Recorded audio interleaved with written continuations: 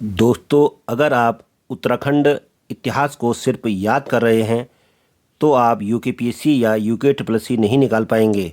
लेकिन अगर आप इसे समझ रहे हैं, घटना के पीछे का कारण, नेता के पीछे की विचारधारा और संगठन के पीछे की आवश्यकता, तो आप सच में प्रशासनिक सेवा की तैयारी कर रहे हैं। दोस्तों, आज की क्लास में हम रटना नहीं करेंगे, हम इतिहास को स्ट्रक्चर में रखेंगे। हर प्रश्न को इस फ्रेम में समझेंगे। Year, location, leader, cause, impact और जहाँ जरूरी होगा वहाँ पर तथ्य भी रखेंगे। तो दोस्तों ध्यान रखिए, यूकेपीएससी या यूके ट्रिपल सी अब सीधे सवाल नहीं पूछता, वो पूछता है reason, chronology, person event match, statement based trap. और जो छात्र केवल तथ्य याद करते हैं वे यहीं गलती कर देते हैं। तो दोस्तों आज की क्लास हल्की नहीं होगी। कम से कम 4 से 5 प्रश्न ऐसे हैं जो 2026 के पेपर में सीधे आ सकते हैं। तो दोस्तों आगे पढ़ने से पहले महत्वपूर्ण सूचना। दोस्तों अगर आप यूकेपीएससी या यूके ट्रिपल एस सी की तैयारी कर रहे हैं और अपने लिए कस्टमाइज क्लास चाहते हैं तो आप हमें इस नंबर पर संपर्क करिए 9719668523 पर आप हमसे संपर्क कर सकते हैं। तो दोस्तों आगे बढ़ते हैं और अपनी नोटबुक खोल लीजिए, हर बात को जोड़कर समझिए और जहां मैं कहता हूं इम्पोर्टेंट है तो दोस्तों वहीं से प्रश्न बनता है। तो दोस्तों आप शुरू करते हैं। पहला प्रश्न, और याद रखिए आज की क्लास सामान्य नहीं है। तो दोस्तों मेरा नाम है आर्यबिस्ट और आज हम एमसीक्यू सीरीज में 20 क्वेश्चनों को यहाँ पर सॉल्व करेंगे।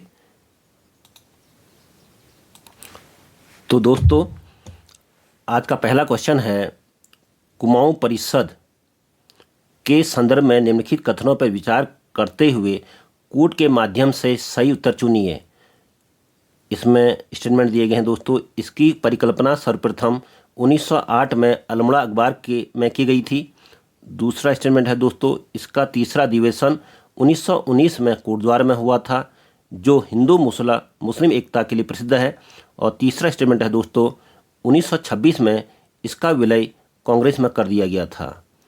तो दोस्तों आपको बताना है कि इसमें से कौन कौन से स्टेटमेंट सही हैं। जैसे यहाँ पर देखिए दोस्तों, पहला स्टेटमेंट और पहला स्टेटमेंट है दोस्तों, यहाँ पर देखिए 1, 2 और 3 सभी सत्य है, केवल 1 और 3 सत्य है, केवल 2 और 3 सत्य है और केवल 1 और 2 सत्य है। तो दोस्तों ये क्वेश्चन है कुमाऊं परिषद से जुड़ा हुआ है। तो दोस्तों उत्तराखंड का प्रथम राजनीतिक संगठन जिसने क्षेत्रीय समस्याओं को राष्ट्रीय मंच दिया था दोस्तों, और ब्रिटिश सरकार की उपेक्षापूर्ण वन नीतियों और कुली बिगाड़ प्रथा के विरुद्ध जनता को संगठित करने के लिए दोस्तों कुमाऊं परिषद का गठन हुआ था। और दोस्तों इस कुमाऊं परिषद की वैचारिक नींव 1908 में अल्मोड़ा अखबार ने इसकी वैचारिक नींव दोस्तों 1908 में ही रख दी थी।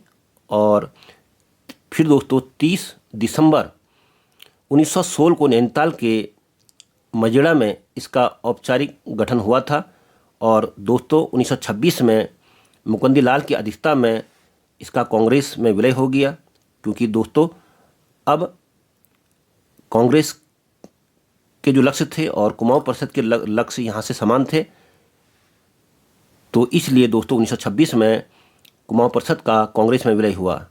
तो दोस्तों ये बिल्कुल सही कथन है कि इसकी परिकल्पना सर्वप्रथम 1908 में ही दोस्तों रख दी गई थी। ये कथन बिल्कुल सत्य है। और इसका तीसरा अधिवेशन दोस्तों 1919 में कोटद्वार में हुआ था। ये कथन बिल्कुल सत्य है दोस्तों। और 1926 में इसका विलय दोस्तों कांग्रेस में हो गया था। तो दोस्तों ये कथन भी सत्य है।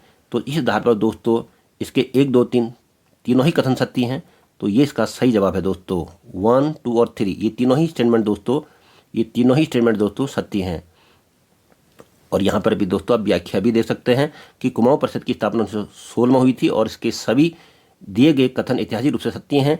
और कोटद्वार देश में हिंदू एक गोली चलाने का आदेश किस अंग्रेज अधिकारी ने दिया था?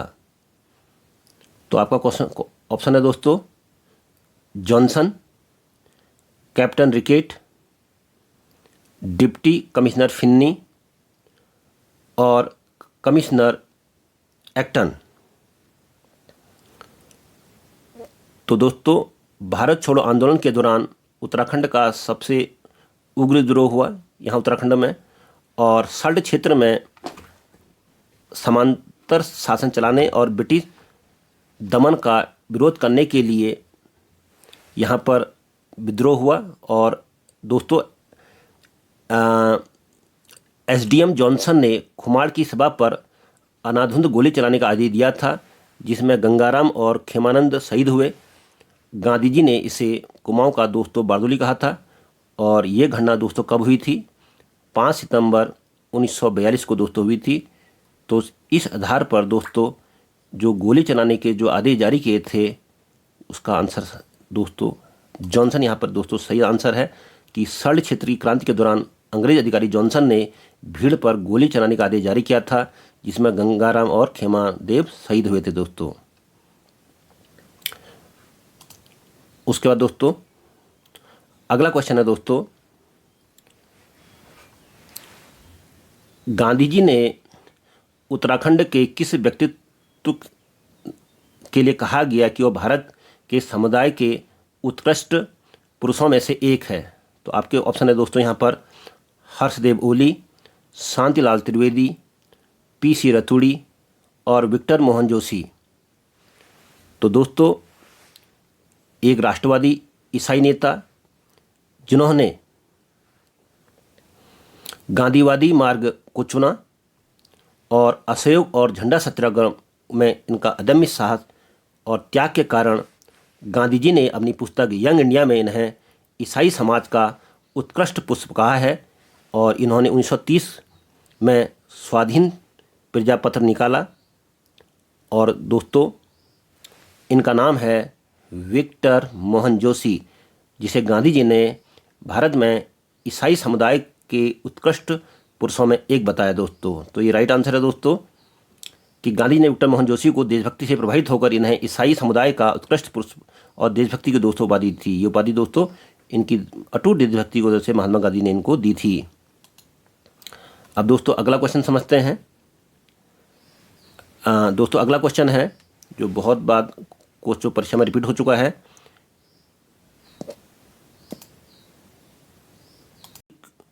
को चंद्र सिंह गढ़वाली को गढ़वाली की उपाधि किसने दी और क्यों दी? तो दोस्तों 23 अप्रैल 1930 को पेशावर में स्वतंत्रता आंदोलन के दौरान ब्रिटिश सैनिकों को निहत्थे प्रदर्शनकारियों पर गोली चलाने का आदेश दिया। लेकिन दोस्तों गढ़वाल राइफल के हवलदार मेजर चंद्र सिंह गढ़वाली ने यह आदेश नहीं माना। उन्होंने अपने सैनिकों से कहा, गढ़वाली सीज फायर, हम निहत्थों पर गोली नहीं चलाते। इस बहादुरी भरे फैसले से उनका नाम इतिहास में अमर हो गया। यह साहस न केवल अंग्रेज शासन को चौंका गया बल्कि स्वतंत्रता आंदोलन में एक नई ऊर्जा भी भर दी। उनके निर्णय को देखने के बाद महात्मा गांधी सहित कई स्वतंत्रता सेनानियों ने उन्हें उच्च सम्मान के साथ याद किया और यही सम्मान आगे चलकर उनके नाम के साथ गढ़वाली की उपाधि जुड़ने के कारण बना और यह उपाधि सुधारवादी सम्मान के रूप में प्रचलित हुई, जो वीरता, इंसानियत और नैतिकता का प्रतीक बन गई। तो इसलिए गढ़वाली की उपाधि दोस्तों वीरचंद गढ़वाली को किसने प्रदान की थी? महात्मा गांधी ने दोस्तों प्रदान की थी। तो इसका राइट आंसर है ऑप्शन डी। और कहाँ ठीक है दोस्तों, अगला क्वेश्चन चलते हैं। अगला क्वेश्चन है दोस्तों, व्यक्तिगत सत्याग्रह के दौरान डोला पालकी प्रथा के विरोध में गांधी जी को पत्र लिखकर उत्तराखंड में सत्याग्रह पर रोक लगाने वाले व्यक्ति कौन थे? खुशीराम आर्य, रमेश बहुखुंडी, जयनंद भारती और जगमोहन सिंह। तो दोस्तों गांधी जी द्वारा पहाड़ में व्यक्तिगत सत्याग्रह रोकने का निर्णय डोला पालकी आंदोलन के कारण पहाड़ में व्याप्त सामाजिक तनाव की सूचना गांधी जी को मिली थी और समाज सुधारक दोस्तों रमेश खंडूरी ने पत्र लिखकर गांधी जी को वास्तविक स्थिति से अवगत कराया, जिसके बाद गांधी जी ने यहाँ पर व्यक्तिगत सत्याग्रह पर क्या लगा दिया दोस्तों, रोक लगा दी। तो इस ऑप्शन का जो सही आंसर है दोस्तों रमेश बहुखंडी, जिन्होंने गांधी जी को पत्र लिखकर डोला पालकी जैसी कुप्रथाओं के चलते उत्तराखंड में व्यक्तिगत सत्याग्रह को अनैतिक बताया और जिसके बाद गांधी जी ने इस पर क्या लगा थी दोस्तों, रोक लगा दी थी। तो उन दिनों दोस्तों होता क्या था कि जो स्वर्ण जाति के लोग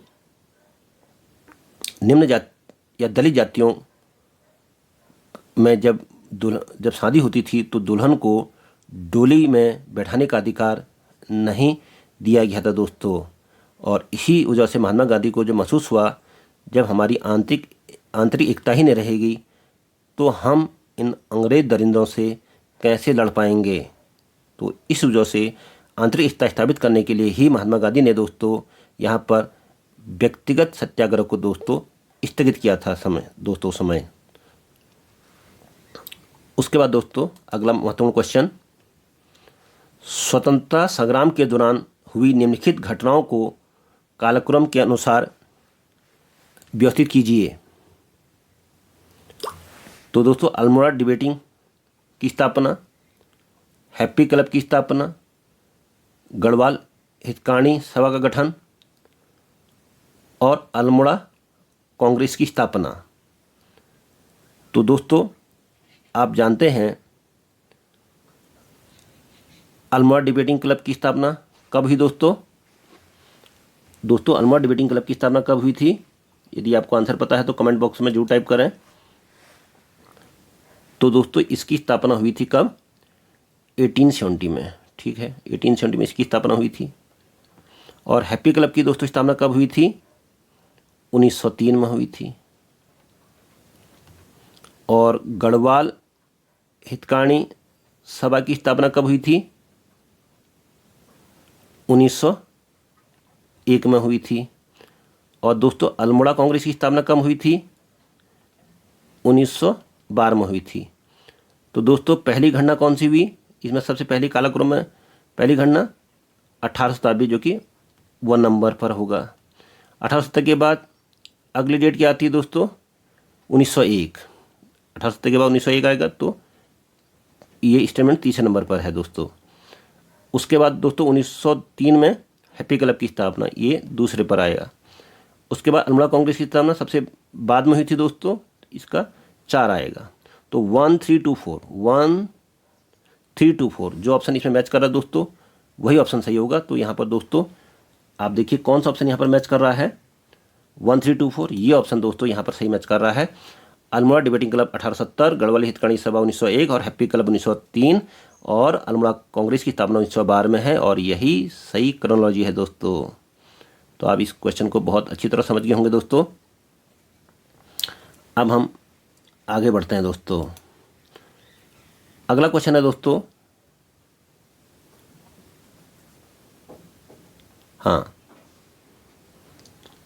अगला क्वेश्चन है दोस्तों, 1857 की क्रांति के दौरान हल्द्वानी पर क्रांतिकारियों का कब्जा कब हुआ था? तो बताइए दोस्तों। पहला ऑप्शन है 17 सितंबर 1857, दूसरा ऑप्शन है 25 अगस्त 1857, तीसरा ऑप्शन है 18 सितंबर 1857 और डी ऑप्शन है 10 मई 1857। तो दोस्तों इसका सही आंसर है 17 सितंबर 1857। तो दोस्तों उत्तराखंड में 1857 के गदर का सबसे प्रमुख सैन्य अभियान था दोस्तों। रोहिलखंड के नवाब, मतलब उसमें बरेली का प्रमुख केंद्र था। तो रोहिलखंड के नवाब खान बहादुर खान नैनीताल पर अधिकार करना चाहते थे और काले खां के नेतृत्व में क्रांतिकारियों ने दोस्तों 17 सितंबर 1857 को हल्द्वानी पर कब्जा किया, लेकिन 18 सितंबर को अंग्रेजों ने दोस्तों उसे पुनः छीन लिया।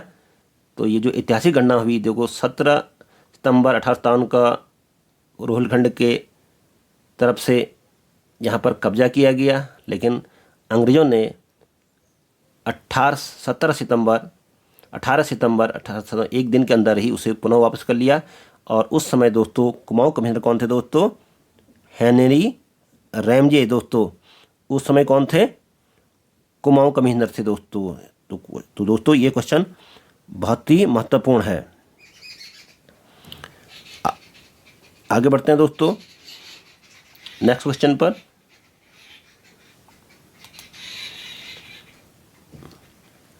गांधी जी द्वारा 1930 में उत्तराखंड में भाग लेने वाले 3 सत्याग्रहों में कौन शामिल नहीं था? अब 3 सत्याग्रहों में दोस्तों कौन शामिल नहीं था? पहला ऑप्शन है दोस्तों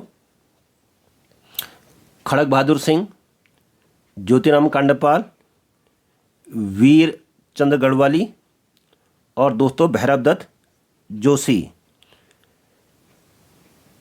तो दोस्तों क्या आप जानते हैं महात्मा गांधी ने 1930 में दांडी में जब नमक सत्याग्रह के समय उत्तराखंड में कौन कौन शामिल हुआ था? तो यह सबसे बड़ा सवाल है कि इनमें से कौन शामिल नहीं था। तो ऑप्शन दोस्तों ये 4 आपको दिए गए हैं। तो दोस्तों वीर चंद्र सिंह गढ़वाली का नाम इसमें सही आंसर है दोस्तों। वीर चंद्र सिंह गढ़वाली का नाम इस यात्रा की रिकॉर्ड लिस्ट में नहीं है, क्योंकि वे 1930 में पेशवार कांड में अपनी बहादुरी से प्रसिद्ध हुए, लेकिन दांडी नामक सत्याग्रह में शामिल नहीं थे। इसमें शामिल व्यक्ति कौन कौन से दोस्तों? ज्योतिराम थे हमारे, भैरवदत्त थे और खड़ग बहादुर। दोस्तों ये 3 जो महानुभाव थे ये शामिल थे। वीरचंद्र गढ़वाली इस नमक सत्याग्रह में शामिल नहीं थे। तो परीक्षा के लिए दोस्तों बहुत ही इंपॉर्टेंट क्वेश्चन दोस्तों ये बना। अगला क्वेश्चन दोस्तों समझते हैं। तो दोस्तों अगला क्वेश्चन बहुत इंपॉर्टेंट है कि अल्मोड़ा में झंडा सत्याग्रह के दौरान नगरपालिका भवन पर झंडा फहराने का निर्णय किस मंदिर के प्रांगण में हुई सभा में लिया गया?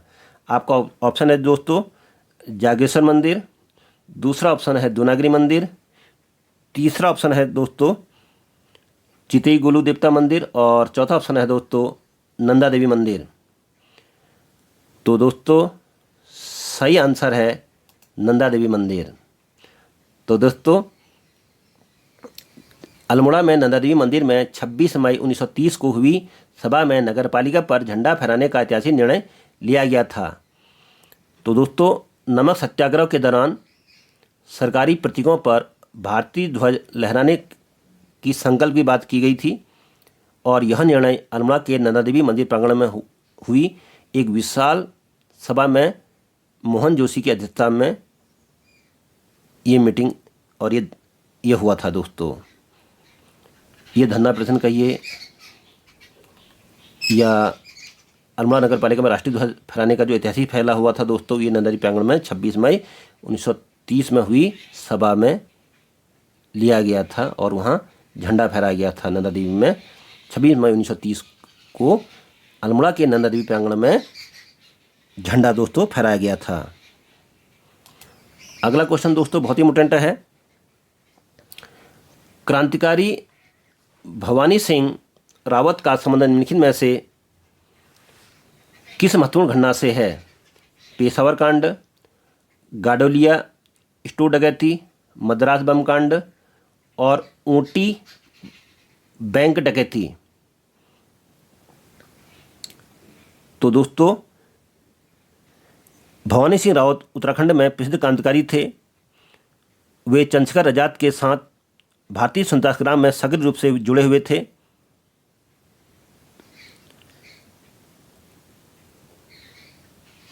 और दोस्तों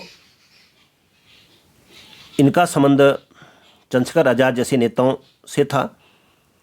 स्वतंत्रता संग्राम में धन की जरूरत को पूरा करने के लिए दोस्तों 6 जुलाई 1930 को चांदनी चौक दिल्ली के पास दोस्तों यहाँ पर इस जगह पर दोस्तों डकैती की गई थी। डकैती भवानी सिंह रावत इसमें शामिल थे। तो इसका सही जवाब है दोस्तों क्रांतिकारी भवानी सिंह रावत के समय निम्नलिखित में किस घटना से संबंध है? तो गडोलिया स्टोर डकैती कांड दोस्तों। तो इस डकैती में भवानी सिंह दोस्तों शामिल थे।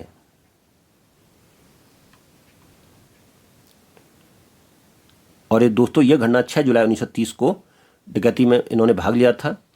और फिर इन्होंने जो दोस्तों चंद्रशेखर आज़ाद को शस्त्र प्रशिक्षण के लिए ये गढ़वाल में पौड़ी गढ़वाल में दुगड्डा के जंगलों में चंद्रशेखर आज़ाद को लेकर आए थे। और वहाँ पर चंद्रशेखर आज़ाद ने पिस्तौल चलाने की ट्रेनिंग भवानी सिंह रावत से ली थी दोस्तों। तो ये बहुत ही इंपॉर्टेंट क्वेश्चन है दोस्तों, 6 जुलाई 1930। अगला क्वेश्चन है दोस्तों बहुत ही महत्वपूर्ण। भारत छोड़ो आंदोलन के दौरान गढ़वाल का बारदोली कहे जाने वाले गुजरू आंदोलन का नेतृत्व किसने किया था? आपके ऑप्शन है उमराव सिंह, भैरव धुलिया, अनुसुईया प्रसाद बहुगुणा और राम प्रसाद नौटियाल। तो दोस्तों इसका सही उत्तर आपको पता है तो कमेंट बॉक्स में जरूर दोस्तों टाइप करो। तो दोस्तों गुजरू आंदोलन को गढ़वाल का बारदोली कहा जाता है क्योंकि स्वतंत्रता संग्राम के दौरान भारत छोड़ो आंदोलन 1942 का एक महत्वपूर्ण केंद्र बन गया था। और दोस्तों इसमें से सही ऑप्शन है राम प्रसाद नौटियाल। तो गुजरू क्षेत्र में दोस्तों भारत छोड़ो आंदोलन का सफल नेतृत्व हुआ था और इसे गढ़वाल का बारदोली भी कहा जाता है। तो राम प्रसाद नौटियाल ने सेना से पद छोड़कर स्थापित जनता को संगठित किया और अंग्रेज शासन के खिलाफ संघर्ष और राजनीतिक चेतना फैलाने का दोस्तों बहुत बड़ा काम इन्होंने किया।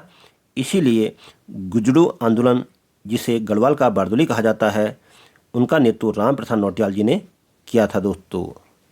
वेरी वेरी इंपॉर्टेंट क्वेश्चन है दोस्तों एग्जाम के लिहाज से, UKSSC या UKPSC के लिहाज से।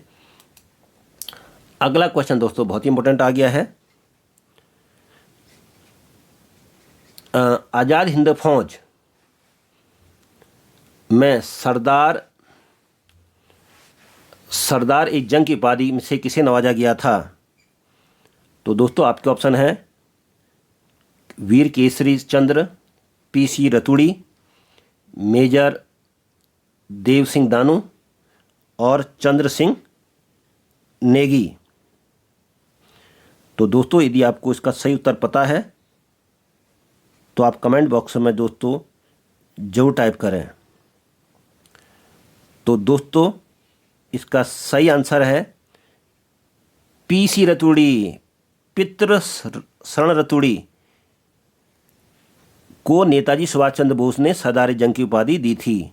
और दोस्तों यह आज़ाद हिंद फौज का दूसरा सर्वोच्च वीरता सम्मान था। और दोस्तों जो विशिष्ट साहस और वीर युद्ध वीरता के लिए दिया जाता था। और ये इंडियन नेशनल जो आर्मी थी के कमांडर थे। और 1944 में बर्मा अभियान में ब्रिटिश सेना को पीछे हटाने में इन्होंने मुख्य भूमिका निभाई थी। और इसी वजह से दोस्तों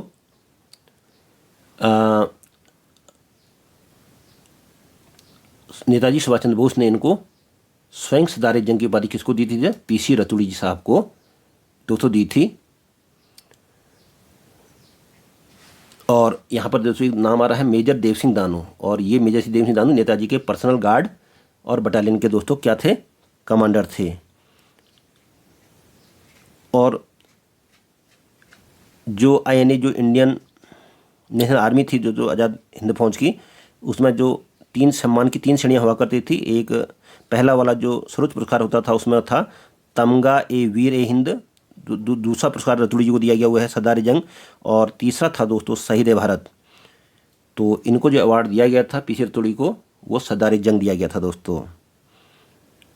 तो दोस्तों ये प्रश्न छोटा है लेकिन तथ्य बेहद गहरा है दोस्तों इसमें। तो अगर दोस्तों आप UKPSC या UKSSC की तैयारी कर रहे हैं तो आपको ऐसे ही माइक्रो फैक्ट आपकी रैंक परीक्षा में दोस्तों तय करेंगे।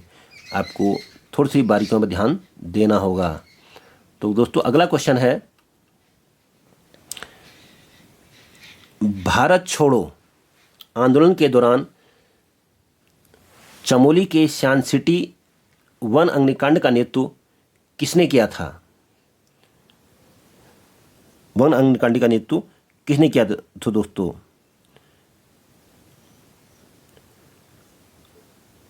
तो दोस्तों पहला ऑप्शन है रामप्रसाद नौटियाल, दूसरा ऑप्शन है नारायण सिंह नेगी, और तीसरा ऑप्शन है दोस्तों इंद्र सिंह नयाल, और चौथा है योगेश्वर खंडूरी। तो दोस्तों ब्रिटिश वन नीतियों के विरुद्ध वनों में आग लगाकर विरोध प्रदर्शन किया था, और वे करने वाले व्यक्ति थे दोस्तों नारायण सिंह नेगी। क्योंकि दोस्तों ग्रामीणों के पारंपरिक वन अधिकारों को छीनने वाले ब्रिटिश कानूनों को यहाँ पर चुनौती दोस्तों दी गई थी।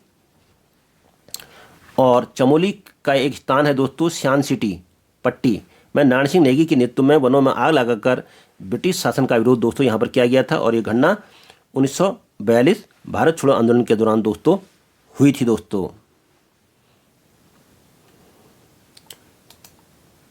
अगला क्वेश्चन बहुत ही महत्वपूर्ण है दोस्तों, किस क्रांतिकारी ने देहरादून के एफआरआई में क्लर्क के रूप में कार्य करते हुए लॉर्ड हार्डिंग बम कांड की योजना बनाई थी? इसमें सही ऑप्शन है दोस्तों चंद्रशेखर आजाद, दूसरा ऑप्शन है दोस्तों भवानी सिंह रावत, तीसरा ऑप्शन है दोस्तों रास बिहारी बोस, और उसके बाद दोस्तों अगला लास्ट ऑप्शन है भगत सिंह। तो यदि दोस्तों इसका सही आंसर आप जानते हैं तो वे इसमें से कौन क्रांतिकारी थे जिन्होंने जो देहरादून में एफआरआई में फॉरेस्ट रिसर्च इंस्टीट्यूट में हेड क्लर्क की नौकरी भी करते थे, और उन्होंने ही अंग्रेजी की नौकरी करते थे, और उन्होंने ही अंग्रेजों के खिलाफ एक बड़ा षड्यंत्र रचा, और लॉर्ड हार्डिंग बम कांड जो 1912 में भले ये बच गए थे उसमें, लेकिन वो महान क्रांतिकारी कौन था जिसने इतने भी घटना को अंजाम दिया था? उस व्यक्ति का नाम है दोस्तों रास बिहारी बोस। तो दोस्तों ये उस षड्यंत्र के मुख्य सूत्रधार थे, और उस समय ये देहरादून में थे, और forest research institute FRI Dehradun में क्लर्क के रूप में कार्यरत थे, और वहीं से गुप्त बैठकों में योजनाओं का ये संचालन करते थे। और दोस्तों इन्होंने 1912 में हार्डिंग बम कांड की योजना बनाने की केंद्रीय योजना बनाई थी। बाद में ये जापान चले गए, और आज़ाद हिंद फौज की नींव रखने वालों में ये दोस्तों शामिल रहे हैं। तो परीक्षा के लिए ये दोस्तों बहुत ही इम्पोर्टेंट क्वेश्चन है दोस्तों, क्योंकि आपने देखा दोस्तों उत्तराखंड के अधिकांश क्वेश्चन इसी सेक्टर से आते हैं कि भारत की आज़ादी में उत्तराखंड का योगदान। यहाँ से काफ़ी क्वेश्चन दोस्तों यूकेपीएससी लिटरेसी में भारतीय इतिहास जो उत्तराखंड इतिहास सेक्शन है यहाँ से पूछे जाते हैं। तो ये वाला पोर्शन आपको बहुत स्ट्रांगली तैयार करना है। अगला क्वेश्चन दोस्तों, अगला क्वेश्चन है अल्मोड़ा अखबार के किस संपादक ने कुमाऊं का इतिहास नामक पुस्तक बरेली जेल में लिखी थी? तो दोस्तों उत्तराखंड के इतिहास का एक प्रमाणिक ग्रंथ जिन्होंने जेल प्रवास के दौरान समय का सदुपयोग किया और पहाड़ के इतिहास को लिपिबद्ध करने की इन्होंने किया। और ये एक बड़े क्रांतिकारी, एक बहुत बड़े फ्रीडम फाइटर और एक महान इतिहासकार कोई और नहीं, सिर्फ बद्रीदत्त पांडे हैं जी दोस्तों। तो दोस्तों कुमाऊं केसरी बद्रीदत्त पांडे ने 1937 में बरेली जेल में कैद के दौरान इस कालजयी पुस्तक की दोस्तों रचना की थी। और ये रचना कभी थी दोस्तों? 1937 में। तो दोस्तों कैसे नेगेटिव को भी पॉजिटिव अप्रोच में ला जाता है। जेल की सजा करने के बाद भी इन्होंने जिस तरह से कालजयी पुस्तक की रचना की, ये हमारे लिए बहुत बड़ी प्रेरणा का दोस्तों स्रोत है। अब अगला क्वेश्चन दोस्तों, सत्याग्रही ज्योतिराम कांडपाल ने उत्तराखंड वापस आने के बाद साबरमती की तर्ज पर किस आश्रम की स्थापना की थी? तो पहला ऑप्शन है दोस्तों गांधी आश्रम, दूसरा है कल्याण आश्रम, तीसरा है लक्ष्मी आश्रम, और चौथा है दोस्तों उद्योग आश्रम। चौथा ऑप्शन है दोस्तों उद्योग आश्रम। तो दोस्तों आपको सही उत्तर बताना है। इसका सही आंसर है दोस्तों उद्योग आश्रम, यानी कि ज्योतिराम कांडपाल साबरमती में गांधी जी के साथ काम कर चुके थे और नमक सत्याग्रह में इन्होंने भाग लिया था। जेल से लौटने के बाद इन्होंने देघाट में उद्योग मंदिर आश्रम की स्थापना कर गांधीवादी सिद्धांतों के आधार पर खादी उद्योग, स्वावलंबन और शिक्षा को दोस्तों बढ़ावा दिया था। और उद्योग मंदिर आश्रम गांधी के साबरमती आश्रम की तर्ज पर जो उद्योग आश्रम दोस्तों बनाया गया था, मंदिर बनाया था, वो साबरमती आश्रम की तर्ज पर ही दोस्तों यहाँ पर बनाया गया था। और स्थानीय स्वतंत्रता आंदोलन और आर्थिक स्वराज के लिए ये दोस्तों ये उद्योग मंदिर आश्रम दोस्तों काम करता था। तो दोस्तों अगर आपसे पूछा जाए कि ज्योतिराम कांडपाल ने साबरमती आश्रम की तर्ज पर उत्तराखंड में कौन सा आश्रम स्थापित किया था, तो आप 100% कॉन्फिडेंस से उत्तर दे पाएंगे दोस्तों, उद्योग मंदिर आश्रम दोस्तों। तो दोस्तों अगला ऑप्शन पर हम आपको ले जा रहे हैं, अगले क्वेश्चन पर ले जा रहे हैं दोस्तों। अगला क्वेश्चन है दोस्तों, 1883 में अल्मोड़ा में आयोजित किस सभा में इल्बर्ट बिल का पुरजोर समर्थन किया गया था? इसमें ऑप्शन है दोस्तों, बुद्धि बल्लभ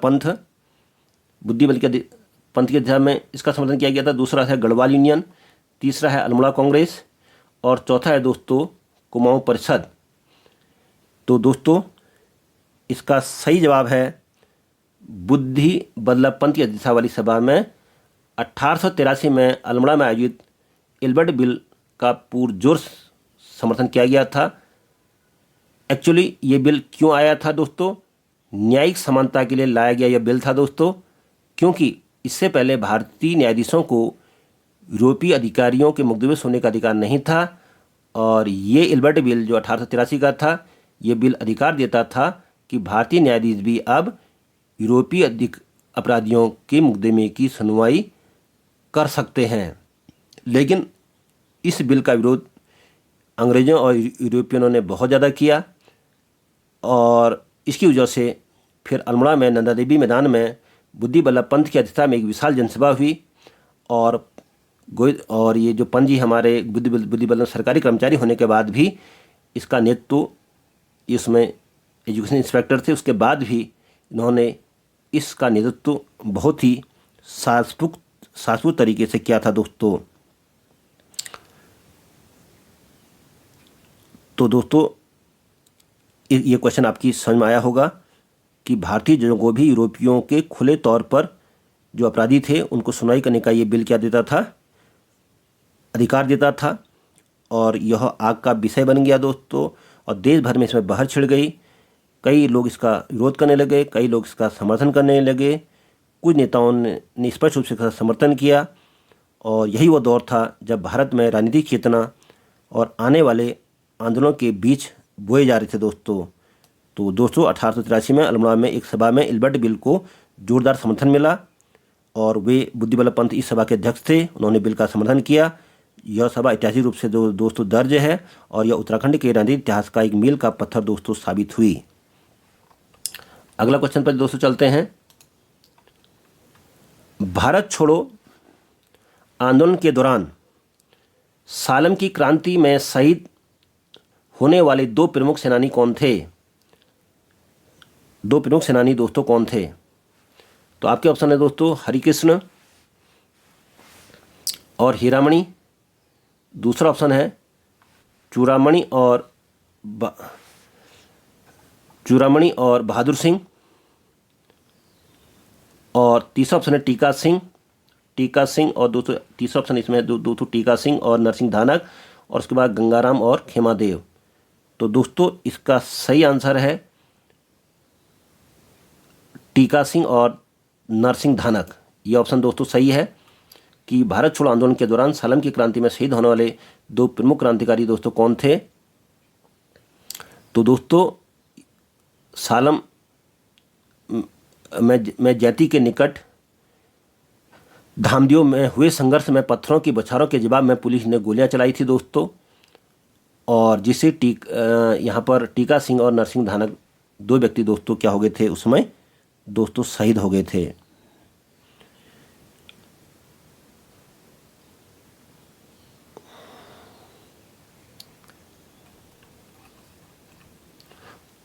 अगला क्वेश्चन दोस्तों आज का,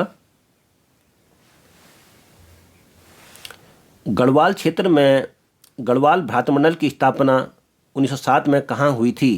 पहला ऑप्शन है दोस्तों दुगड्डा में, दूसरा ऑप्शन है दोस्तों पौड़ी में, तीसरा है देहरादून में और चौथा है दोस्तों लखनऊ में। तो दोस्तों गढ़वाल भ्रातृमंडल की स्थापना कहाँ हुई थी? गढ़वाल क्षेत्र में गढ़वाल भ्रातृमंडल की स्थापना 1907 में कहाँ हुई थी दोस्तों?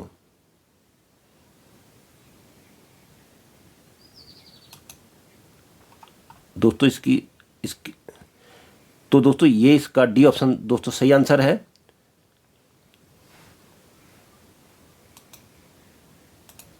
तो दोस्तों 1907 में ब्रिटिश भारत और गढ़वाल के युवाओं में उभरती राष्ट्रीय चेतना। लेकिन सवाल है कि गढ़वाल क्षेत्र का पहला संगठित राजनीतिक सामाजिक मंच गढ़वाल भ्रातृमंडल कहाँ स्थापित हुआ था? तो दोस्तों 1907 का समय बंग भंग आंदोलन के बाद पूरे भारत में राष्ट्रीय चेतना तेज हो रही थी।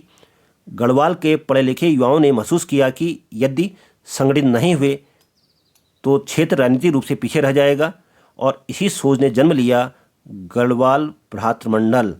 और यह संगठन दोस्तों गढ़वाली युवाओं को संगठित करने, शिक्षा फैलाने और राष्ट्रीय चेतना जगाने के लिए बनाया गया। और ये इसकी जो स्थापना हुई थी दोस्तों ये लखनऊ में इसकी दोस्तों इस संगठन की दोस्तों स्थापना हुई थी।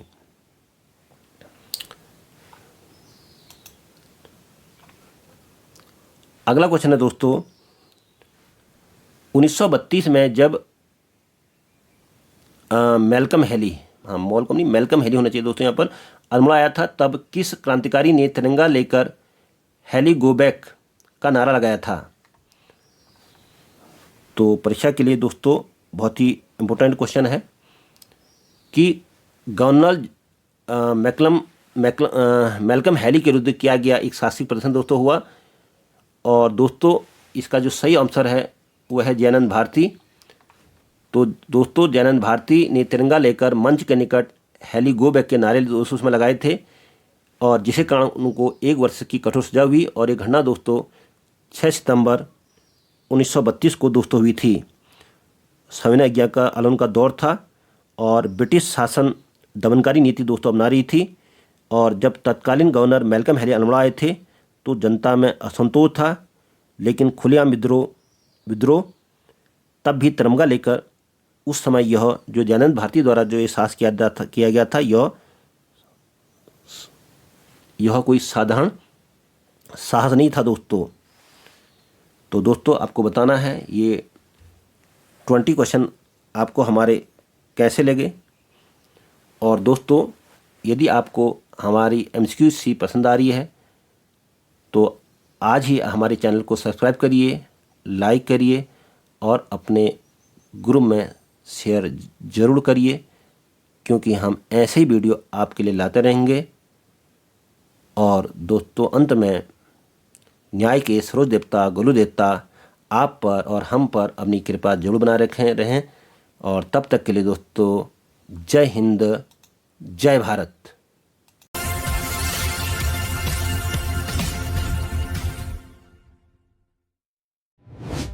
ये वीडियो देखने के लिए आपका बहुत बहुत धन्यवाद। ऐसी ही और जानकारी के लिए हमारे चैनल को सब्सक्राइब करें।